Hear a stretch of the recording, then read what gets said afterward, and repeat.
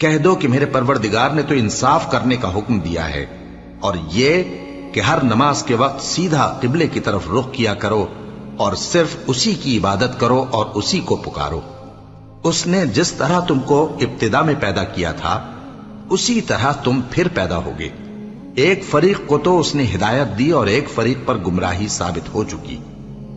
ان لوگوں نے اللہ کو چھوڑ کر شیطانوں کو رفیق بنا لیا اور سمجھتے یہ ہیں کہ ہدایت یاب ہیں۔ اے بنی آدم، ہر نماز کے وقت اپنے آپ کو مزین کیا کرو، اور کھاؤ اور پیو اور بیجا نہ اڑاؤ کہ اللہ بیجا اڑانے والوں کو دوست نہیں رکھتا۔